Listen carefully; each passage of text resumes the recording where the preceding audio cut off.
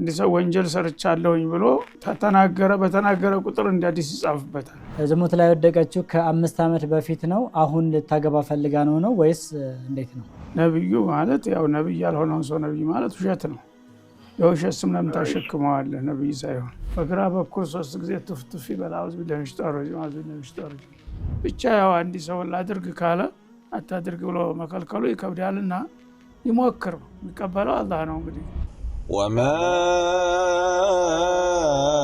أرسلنا قبلك إلا رجالا نوحي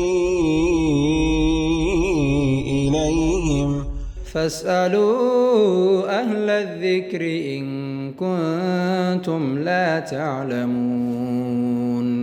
بسم الله الرحمن الرحيم. الحمد لله رب العالمين والصلاة والسلام على أشرف خلق نبينا محمد وعلى آله وأصحابه ومن تبعهم بإحسان إلى يوم الدين. أما بعد ودنا ተከበራችሁ የአፍሪካ ቴሌቪዥን ተመልካቾቻችን ያልፈተዋ ፕሮግራማችን ዛሬም በሰዓታችን ከወዱ ሼኻችን ጋር ተገኝተናል ኢንሻአላህ። ስክሪን ላይ በመታገኘው ስልክ ቁጥር እየደወላችሁ ጥያቄዎቻችሁን ማቅረብ ትችላላችሁ ኢንሻአላህ። እኛ የደረሱንን ጥያቄዎች ወደ እናንተ ያደረስን የምንቆይ ይሆናል ኢንሻአላህ። አሁንም መስመር ላይ ጥያቄ አለን። አህለን ወሰህለን ሼኽ مرحبا ان شاء الله. الو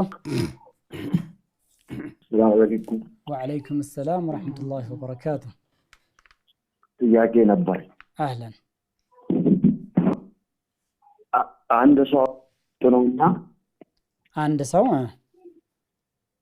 ሰላት ውስጥ ነውና ሁለት ሰገደ። ሶላት ውስጥ ምን ሁለት ረካዓ ሰገደ። እሺ በኋላ አሁን ተሻለ ተቆራረጠ። ሁለት ከሰገደ በኋላ ተሸሁድ አደረገ። አደረገ። እሺ ከዛ ተነሳና ፋቲሃ ከሶስተኛው ረካ ላይ ተነሳ። ከዛ ፋቲሃን ቀራ። ፋቲሃን ብቻ ፋቲሃን ብቻ ቀርቶ ሩኩዕ አደረገ። ይሄ ነው ጥያቄው? ኦኬ እሺ ሁለት ረካ ሰገደ፣ ተሸሁድ አደረገ። ለሶስተኛ ተነስቶ ፋቲሃን ብቻ ቀርቶ ሩኩዕ አረገ። ትክክል ነው። ምንም ችግር የለውም። ያው በሁለት ረካዎች መጀመሪያዎቹ ላይ ያው ሌላ ሱራ ይጀመራል። ዙህርም ሆነ አስር፣ መግሪብም ሆነ ኢሻ። ሶስተኛው ላይ እና አራተኛ ላይ ግን ፋቲሃ ነው የሚቀረው ምንጊዜም ቢሆን።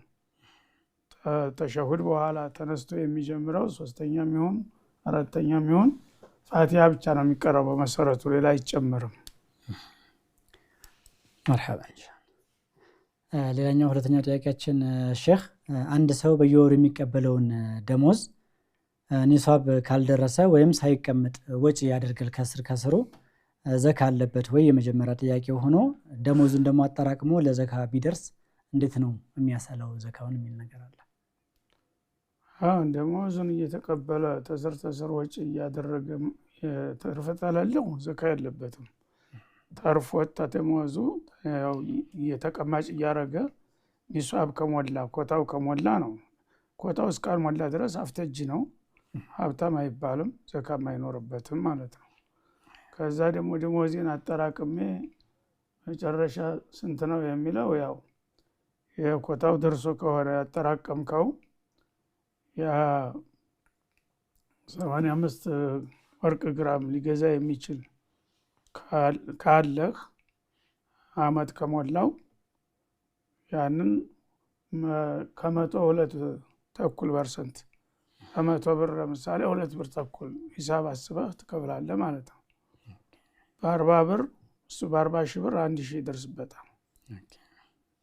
مرحبا ان شاء الله. ሌላኛው ጥያቄ ደግሞ አንድ ሙሳፊር የሆነ ሰው የሆነ ኢማምን ተከትሎ እየሰገደ ማሳጠር ይችላል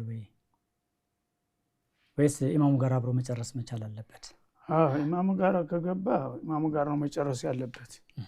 ጀመራ ሙሳፊር ከሆነ ቢፈልግ የብቻው መስገድ ይችላል። ደግሞ ጀማዓ ልስገድ ካለ አንዴ ከኢማሙ ጋር ከገባ እነማ ጁዕለ الامام ليؤتم به ኢማም ጋር ከገባ ቃል ኪዳን ነው አንተ ጋር ሰግዳለሁ ማለት ስለሆነ እሱ የሰገደውን መስገድ ያለብህ እንጂ በመሀል ማቋረጥ አትችልም ማለት ነው። ደክሞ ከሆነ ግን ብቻህን መጀመሪያ መስገድ ትችላለህ። ኢማሙ እያለ ራሱ ብቻውን። መርሐባ። ሌላኛው ጥያቄ ደግሞ ውዱእ ሲያደርግ የሰውነት ክፍሎችን አንድ ጊዜ፣ ሁለት ጊዜ፣ ሶስት ጊዜ ማጠብ ይቻላል ወይ? የትኛው ነው የሚበልጠው ይላል። ይቻላል። መሰረቱ ግዴታው አንድ ነው። የሚታጠበውንም የሚታበሰውንም አንዳንድ ጊዜ ካደረገ ግዴታው በዚህ ይወርድለታል ማለት ነው። ሁለት ጊዜ ካረገ ደግሞ አጅሩ ይጨምራል። ሶስት ጊዜ ካረገ የበለጠ ይጨምራል። ሶስት በላይ ከሄደ ደግሞ ቢድዓ ይሆናል፣ አይሆንም ማለት ነው። እንደገና አንድ አካሉን ሁለት ጊዜ አጥቦ አንዱን አካል ደግሞ ሶስት ጊዜ ቢያደርግም ይቻላል፣ ችግር የለውም። ዋናው መሰረቱ የመጀመሪያው አንዱ እንዳይቀር ነው። መርሐባ ኢንሻአላህ። መስመር ላይ ጥያቄ አለ። ሄሎ ሰላም አለይኩም። ወአለይኩም ሰላም ወራህመቱላሂ ወበረካቱ። አንድ ጥያቄና እሺ፣ ስሜ አሁን አመር ነው። ለልጄ ብል ይቻላል እንዴ? ጥያቄው አልተሰማም። ድምፁን ፈታ አድርገው እስቲ። ስሜ መሐመድ ነው። እሺ፣ የልጄን ስም ይቻላል? የልጅህን ስም ማን ማድረግ ፈልገህ ነው? ነብዩ መሐመድ ነብዩ እንደዛ እንዲሆን ነው።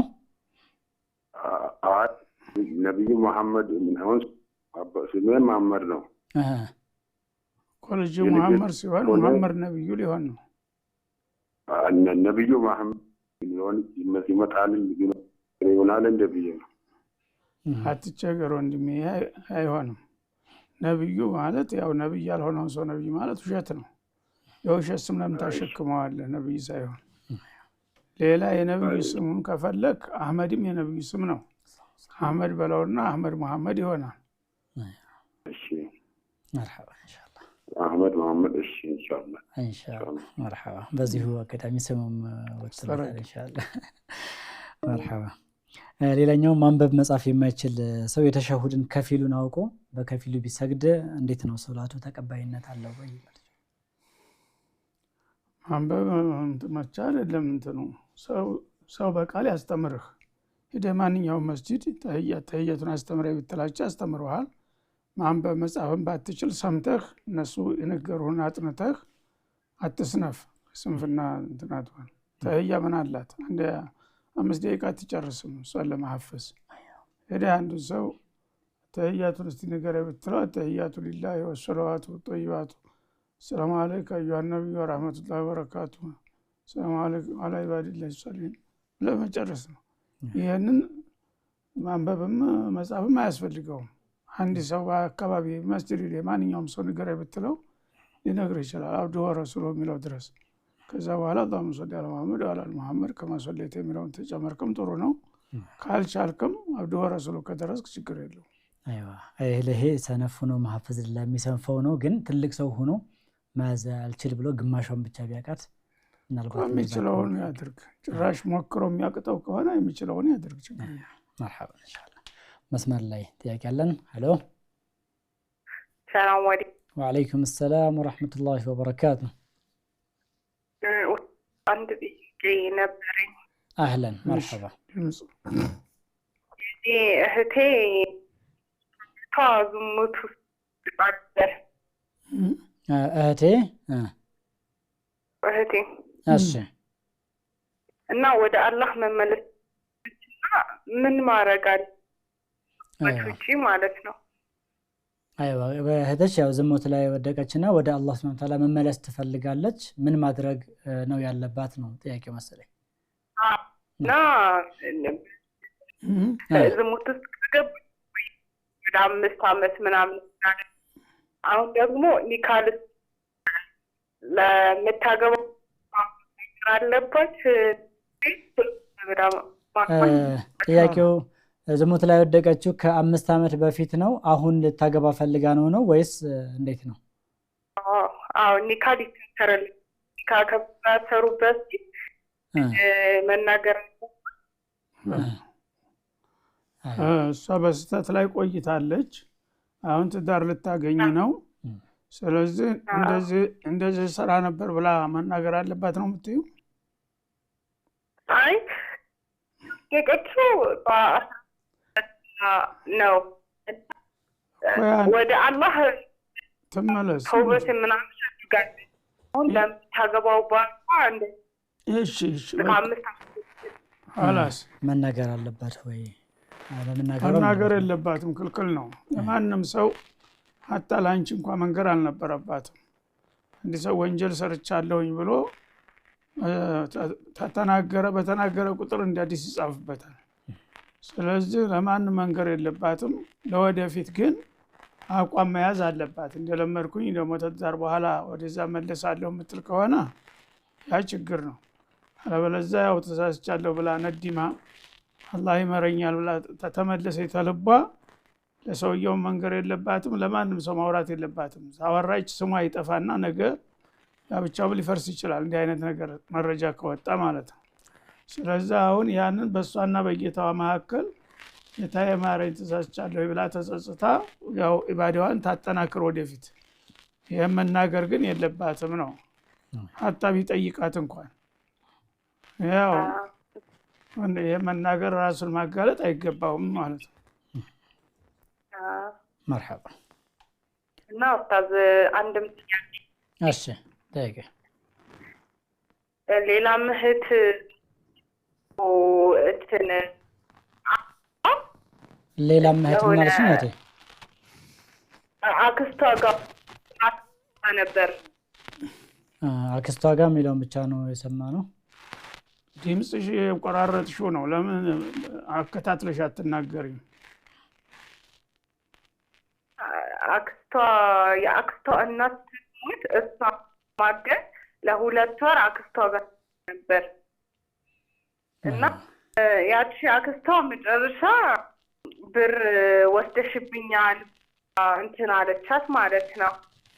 ለሷ በቀጥታ ወስደሽብኛል ሳይሆን ለቤተሰቦቿ እንደዚህ ወስዳች ምናምን አለች። ከዛ ሌባ የተባለች እህቴም እንትን ከ6 ወር በኋላ እና አባቷ ጋር ደውላ እንዲህ አለችኝ ይቅልኝ ብላ እንትን አለችው። ስሟን ስለጠፋ እየጠየቀችው አዎ በውሸት ስሜን አጥፍተዋል ብላ ጠየቀችው። ከዛ የአባት ማለት አባታችን ጠየቃት እንዴት እንደዚህ አይ ሌላ ጊዜ መልስልሃለሁ ብል ምላሿን እንትን አለች አልሰጠችውም ማለት ነው። ከዛ እቺ ልጅ ረመዳን ላይ ምናምን አባቷ ጋር ደውላ ማለት አልቻልኩም እሷን ውዬ ረመዳንን መቀጠል አልቻልኩም እንደዛ ሁሌ እያለቀሰች እንትን ትለዋለች።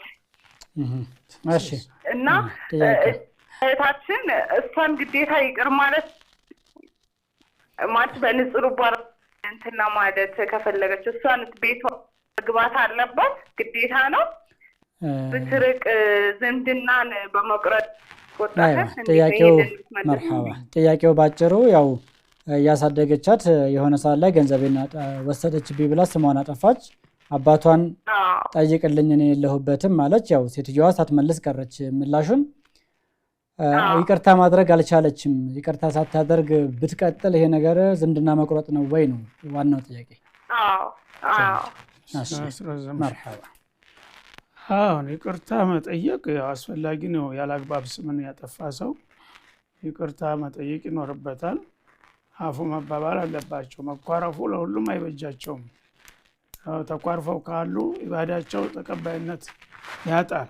የተጣሉ ሰዎች እስከሚታረቁ ድረስ ኢባዳቸው ወደ ላይ አይወጣም የሚል ሐዲስ ስላለ መታረቁ ይሻላል ብላችሁ መክራችሁ አስታርቋቸው ነው። ሰው አንዳንድ ጊዜ ያለ መግባባት ይፈጠራል በተሰማ መካከል።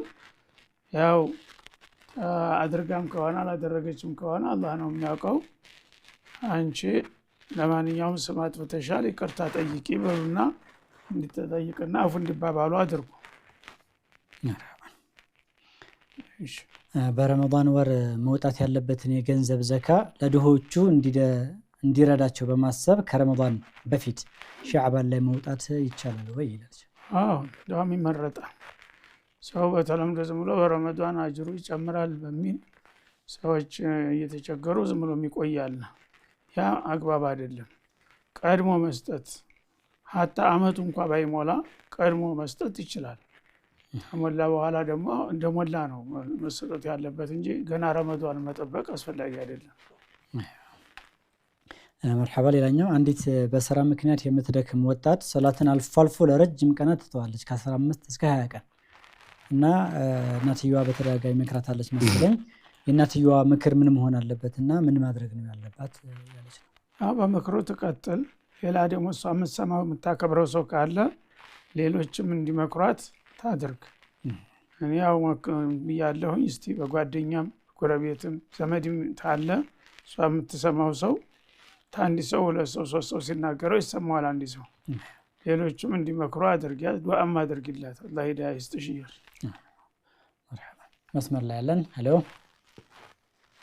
ሰላም አለይኩም። ወአለይኩም ሰላም ወራህመቱላሂ ወበረካቱ። እንደምን ናችሁ? አልሐምዱሊላህ። መርሐባ። እሺ አንድ እሺ እና ለመስጂድ የነየቶች ነበር ለመስጂድ እሺ ማለት ቆይቷል። ከዛ የነየቶች መጀመሪያ ባለማወቅ ለዚህ መስጂድ ምናምን ነይታ ነበር። ስትቆይ ደግሞ ሲገባት የመስጂዱ ኢማሞች መስጂዱ ላይ ፈሳድ ለመስጂድ ማስገንቢያ ነው ወይስ ለመስጂዱ በቃ ለግንባታም ለምንድን ነው የነየተችው ነበር? መስጂዱ ላይ ለሚሰገድበት ምንጣፍ ነበር የነየተችው። ምንጣፍ ነበር የነየተችው። ከዛ በኋላ ምን ሆነ አልሽኝ? መስጂዱ ላይ ፈሳድ ይሰራበታል። ሲደርስ ሙሉ ሌሊቱን እየቃሙ እንትን እየጠጡ ነው የሚያሳልፉት። መስጂዱ ላይ ይቃምበታል። እሺ ያ የነየቱትን ንያ ለሌላ መስለው እንዴት ይታያል? እሺ መርሐባ። ያለ መስጂዱ ተነየተች ለአላህ ቤት ብላ ነው የነየተችው። ያ መስጂድ ግን ትክክለኛ ካልሆነ አካሄዱ ለተሻለ መስጂድ ብታረገው ትችላለች፣ ችግር የለውም። ፈሳድ ያለ ነው የምትይው። ፈሳድ ካለ ንጹህ የሆነ የተሻለ መስጂድ ላይ ብታረገው የተሻለ ይሆናል ማለት ነው። እሺ መርሐባ ጀዛኩም ወያኪ መርሐባ ኢንሻአላህ። ሌላኛው ሼክ አንድ ሰው ለራሱ ዑምራ ካደረገ በኋላ በዚያው ጉዞ ለሞቱ ዘመዶቹ ወላጆቹ ዑምራ ማድረግ ይችላል ወይ? ይሄ ኺላፍ አለው። ዑለሞች የተለያየ እንትን ግልጽ መመሪያ የለም። እዚህ ያድርግ የሚል የለም። ግን ሰው በሄደበት እግር መንገዱን እዛው ተንዒም የሚባል ቦታ አለ መካ ውስጥ ነዋሪዎቹ ኢህራም የሚያደርጉበት የመካ ሰዎች እዛ እየሄዱ በየቀኑ ለዛሬ ለገሌ አባቴ ለወንድሜ ለምናምን እያሉ የሚያደርጉ ሰዎች አሉ። እና ይሄ ያው መሽሩዕ አይደለም። በመሰረቱ አድርጉ ብለው አላዘዙም ነብዩ። እሳቸውም አላደረጉም። መካ ተቀምጠው ብዙ ቀናት ደጋግሜ ዑምራ ልሂድ ያላሉ እና አንዳንዶቹ ያው ከሩቅ ሀገር የመጣ ሰው ከሆነ መልሶ እድል ካላገኘ ቢያደርግ ችግር የለም የሚል አስተያየት አለ ባዶል ዑለማ፣ አንዳንድ ዑለሞች ማለት ነው። ግን በነስ ያድርግ የሚል የለም። እነሱ እንደ ማስረጃ የተጠቀሙት እናታችን አይሻ ነብዩ ጋር ሀጅ መጥተው ልክ መካ እንደደረሱ ወርሃዊ ደም መጣባቸው። በዛ ዑምራ ሌሎቹ ንጹህ ስለነበሩ ወዲያውኑ እንደደረሱ ዑምራቸውን አደረጉ። ቀጥሎ ደግሞ የሀጅ ወቅት ደረሰባቸው። ይሄ ደግሞ ሳይቋረጥ ያለቀ ጊዜው ማለት ነው። ወደ ሀጅ መግባት ሆነ። ዝም ብለው ሀጅ ሄዱ ማለት ነው። ከዛ በኋላ ሀጁን ጨርሰው ተመጡ በኋላ እኔ እኮ ዑምራ አላደረኩም፣ ጓደኞቼ ጋራ ሁለቱንም ነበር ነይቼ የመጣሁት፣ እነሱ ያው አደረጉ፣ እኔ ሳላደርግ ቀረሁ ብለው አዘናቸውን ገለጡ። ችግር የለውም እኮ አንቺ አይደለሽ አጓደልሽው፣ ያው የተፈጥሮ ነገር አላህ ያመጣው ነገር ነውና በንያሽ ይቆጠርልሻል፣ ችግር የለም ብሎ አይ ያልሰራሁትን ነገር እንዴት አድርጉ ብሎ ከበዳት። ስለዚህ ቅር ከሚላት ብለው አብዱራህማን የሚባል ወንድም ነበራት፣ አብዱራህማን ውሰድና ተንዒም አድርሳ እዛ ኢህራም አድርጋ ትምጣና ዑምራ ታድርግ አሉ። በዛ ምክንያት ያው ወንድሟ ጋር ሄዳ እዛ ቦታ ኢህራም አድርጋ መጣችና ተሀጅ በኋላ ማለት ነው። ያው እንደ ቀዷ ነው በሷ አስተሳሰብ። እሳቸው ግን ባሰሪውም እንደሰራሽ ይቆጠራል ንያሽ ውስጥ አለ ያው ሐጅ ውስጥ ይገባል ራሱ ብለዋት ነበር። በዛ ምክንያት ተንዒም የሚባል ቦታ የከተማ ዳርቻ ነበር፣ አሁን መሀል ከተማ ሆኗል። እዛ ደርሳ ኢህራም አድርጋ መጣች ማለት ነው። ያንን ነው እንደ መነሻ የሚያደርጉት ይሆናል የሚሉት ሰዎች።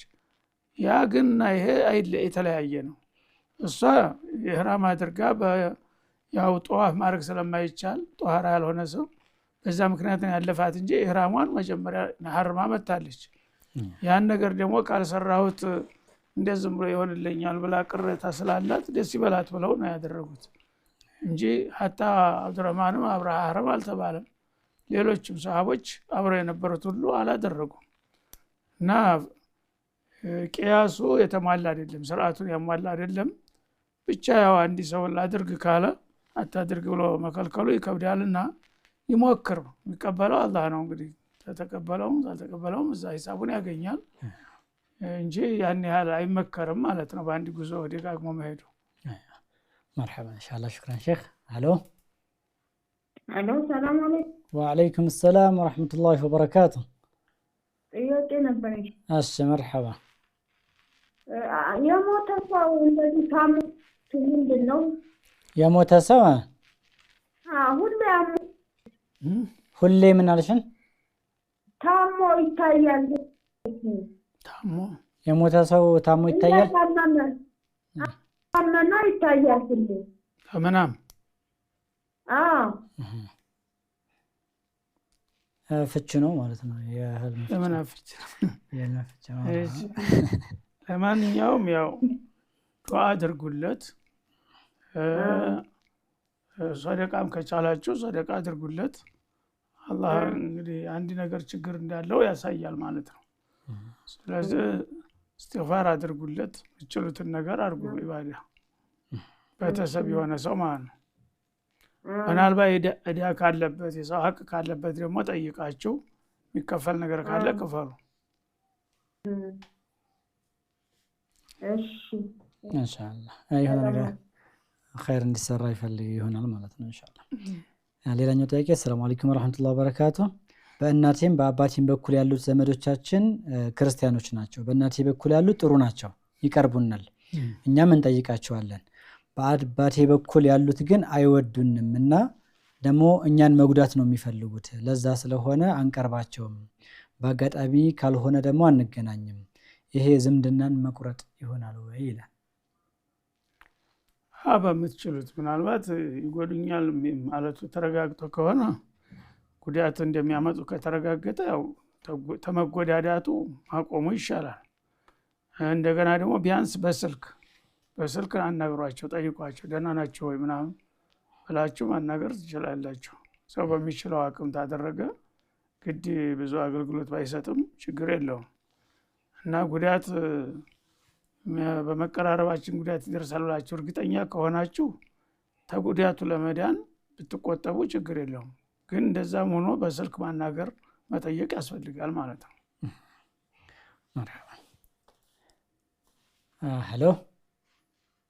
ሄሎ መርሐባ። ጥያቄ ነበር። እሺ ጥያቄ እኔ አንድ ሶስት ይሆናል። ይደገም ኢንሻአላህ። ድገሚው ጥያቄውን። ድምፅሽን ጨመር አድርጊና። እሺ እንትን ሜትር ይሆናል። ስልክ ላውድ ከሆነ ምናልባት ብታጠፊው እየሰማን አይደለም። ስልኩ እያስቸገረ። ሄሎ የስልኩን ድምፅ አጥፊና ጠይቂ። 3 ሜትር ርቀት አለው። አይሰማም? ምን ነው 3 ሜትር ርቀት ያለው? መርሐባ ጠይቂ። አሁን ከመስጊዱ እስከ ቤቴ እና ማንኛውም ሰላት ሲሰገድ ሁሉም ሰላት ተሹብ ሰላም አለይኩም ሲሉ ሩኩ ላይም ድምጽ ይሰማኛል። ከቤት ሆኜ መከተል እችላለሁ? ቤት ምን ያህል ርቀት አልሽ? 300 ሜትር 300 ሜትር ነው። አይሆንም። እዛው ሶፍ ላይ መገኘት አለብሽ። መስገድ ከፈለግሽ ጀማዓ መስገድ ከፈለግሽ ሄደሽ እዛው የሴቶች ቦታ ካለ ተቀላቀል፣ ከሌለ ደግሞ ቤትሽ ወቡቱሁነ ኸይሩን ለሁነ ብለዋል። ቤታቸው መስገዳቸው ይመረጣል ሴቶች ብለዋል ነብዩ አለይሂ ሰላም። ቤት ይስገጅ እንጂ በመካከል ክፍት ቦታ ካለ አይሆንም ማለት ነው። ሌላ ጥያቄ ደግሞ ሩኩ ላይ እሺ ሱብሃንአላህ ወይም ያነቲ ተጨማሪ ማለት ነው ከአፍደሉ ውጪ ማለት ነው እና ለው አልሐምዱሊላህ ወላ ኢላሀ ኢለላህ ወላሁ አክበር ወላ ሐውለ ወላ ቁወተ ኢላ ቢላህ የሚሉትን ዚክር ማለት ይቻላል። ምን ላይ ሩኩ ላይ ማለት ነው። ኦኬ ከተጨማሪው ከዋናው ዚክር ተጨማሪ ማለት ነው። እነዚህ ዚክሮች ማለት ይቻላል ወይ? ያንኑ መደበኛውን መደጋገም ነው የሚመረጠው ሌላ ከምታመጭ የውጭ ለምሳሌ ሱብሃነ ረቢየል አዚም ሱብሃነ ረቢየል አዚም ሱብሃነ ረቢየል አዚም የሚለውን ትያለሽ አይደል? እሱን ስትይ ለምሳሌ 3 ከሆነ ከ3 በላይ 5 ብታረጊው ያንኑ ብትደግሚው የተሻለ ነው። ሱብሃነ ረቢየል አላ የሚለውም እንደዛው ቁጥሩን የምትጨምሪበት ግን በነጠላ ቁጥር ይሁን። ከ3 ወደ 5 ከ5 ወደ 7 ማሳደግ ይቻላል። ሌላው የውጭ ቃል ከማምጣት ኢንሻአላህ። ሰላም አለይኩም ሰላም ወራህመቱላሂ ወበረካቱ። ሼክ አንድ ወይም ሁለት የመጨረሻ ጥያቄ ነው የሚቀረን ኢንሻአላህ። አንድ ሴት በተደጋጋሚ ለንግድ ስራ በሚል ገንዘብ እየጠየቀች ነገር ግን ስራውን ሳትሰራ ገንዘቡን ብታጠፋው ወይም ብታባክነው መርዳቱን መቀጠል ይኖርብኛል ወይ?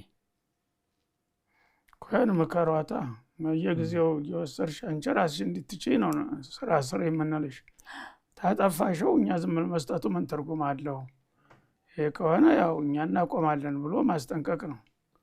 ጊዜ ሸክም ሆኖ ካልቀረ ገንዘብ መውሰዷ ምን ትርጉም አለው? እና ለምን ምሰሪበት ብለን የሰጠን ሰርተሽ ራስሽን መርዳት አለብሽ። ማትሰሪ ከሆነ ደግሞ እንደዚህ እያታለልሽን ነውና አሁን በኋላ እናቆማለን ምናምን ብላችሁ አስጠንቅቋት። መርሐባን። ሌላኛው አንድ ሰው ከእስልምና ላይ ሆኖ ኢማኑ ሲደክምና አንዳንዴ ከእስልምና ወጣሁኝ የሚል ውስዋስ ከውስጡ ሲመጣበት ምን ማድረግ ነው ያለበት የሚል ጥያቄ አለሽ። በተግባር እንግዲህ የሚያስወጣ ነገር ሰርቶ ከሆነ ወይም ተናግሮ ከሆነ ተውባ ማድረግ አለበት፣ መመለስ አለበት። ያን ነገር ቁርጥ አድርጎ ወስኖ መተው አለበት። ሳይሰራ ምንም ነገር ከዲን የሚያወጣ ነገር ሳይሰራ በሸክ ብቻ ይወጥቻለሁ መስል ምናምን ብሎ ለሸክ በር መክፈት አያስፈልግም። ሸይጣን ያን እንድታረግ ይፈልጋል። ምክንያቱም እንግዲህ እንደዚህ ሆኖ ተስፋ ቆርጠህ በቃ ወጥቻለሁኝ እንድትልለት ነው የሚጎተጉትህ። ስለዚህ አንተ ሸይጣን እንዲህ አይነት ስሜት የምትዘራብኝ አውቄሃለሁኝ አውዝ ቢላሂ ሚነሽ ሸይጣን ረጂም ብሎ በግራ በኩል 3 ጊዜ ትፍትፍ ይበል አውዝ ቢላሂ ሚነሽ ሸይጣን ረጂም አውዝ ቢላሂ ሚነሽ ሸይጣን ረጂም። ምንም አይሆንም ማለት ነው። በልብ ብቻ ስለ ሐሳቡ ስለመጣ በተጨባጭ ግን በቃል ወይም በተግባር የሚያከፍር ስራ ሰርተ ከሆነ ያንን ማረምና ማስተካከል ተውባ ማድረግ ይኖርበታል። መርሐባን ሼክ፣ የዛሬው ሰዓት እንግዲህ እዚህ ጋር ገድቦናል። የዛሬው ፕሮግራማችን እዚህ ጋር ይጠናቀቃል። ውድና የተከበራችሁ የአፍሪካ ቴሌቪዥን ተመልካቾቻችን የዛሬው አልፈተዋ ፕሮግራማችን ይህን ይመስል ነበር። ኢንሻአላህ በቀጣይ ሳምንት ከውድ ሸኻችን ጋር በድጋሚ ሰኞ ዕለት እስከምንገናኝ ድረስ የአላህ ሱብሓነሁ ወተዓላ ጥበቃ ይለያችሁ እያልን እዚሁ ጋር እንሰነባበታለን። ሰላሙ አለይኩም ወረሕመቱላሂ ወበረካቱ። وما أرسلنا قبلك إلا رجالا نوحي